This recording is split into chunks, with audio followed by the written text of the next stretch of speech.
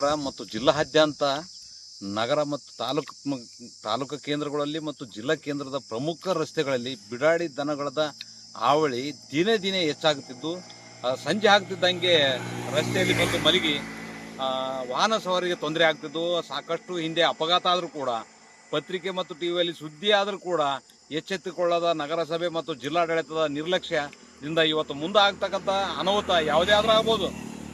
ಮುಂದೆ ಏನಾದಂದ್ರೆ ಈ ಬಿಡಾಡಿ ದನಗಳಿಂದ ವಾಹನದಲ್ಲಿ ಚಲಿಸಿದ ಸಂದರ್ಭದಲ್ಲಿ ಅಪಘಾತ ಆದ್ರೆ ಅದಕ್ಕೆ ನೇರ ನಗರಸಭೆ ಮತ್ತು ಜಿಲ್ಲಾಡಳಿತನೇ ಹೊಣೆ ಹೊರಬೇಕಾಗ್ತದೆ. ತಕ್ಷಣ ಜಿಲ್ಲಾಧಿಕಾರಿಗಳು ಮತ್ತು ನಗರಸಭೆ ಅಧಿಕಾರಿಗಳು, ಪೌರಾಯುಕ್ತರು ಎಚ್ಚೆತ್ತುಕೊಂಡು ಈ ಬಿಡಾಡಿ ದನಗಳನ್ನು ತಕ್ಷಣ ಅವಕ್ಕೆ ಗೋಶಾಲೆಗೆ ಸೇರಿಸ್ತಕ್ಕಂಥ ಕೆಲಸ ಮಾಡಬೇಕು. ಇಲ್ಲಾಂದರೆ ಅವೆಲ್ಲಸನ್ನು ಹಿಡಿದಾಕಿದ ಮ್ಯಾಕ ಯಾರು ಬಿಡಾಡಿ ದನ ಮಾಲಕರು ಬಂದ್ರೆ ಅವರಿಗೆ ಬೃಹತ್ ಆಕಾರದ ದಂಡ ಉಸ್ಲಿ ಮಾಡಿ ಮುಂದೆ ಇಂಥ ಬಿಡದಂಗೆ ಕ್ರಮ ಕೈಗೊಳ್ಬೇಕು. ಇಲ್ಲಾಂದ್ರೆ ಅವ್ರ ಮ್ಯಾಗ ಕೇಸ್ ದಾಖಲೆ ಮಾಡ್ತಕ್ಕಂಥ ಕೆಲಸಕ್ಕೆ ಜಿಲ್ಲಾಡಳಿತ ಮತ್ತು ನಗರಸಭೆ ಮುಂದಾಗಬೇಕು.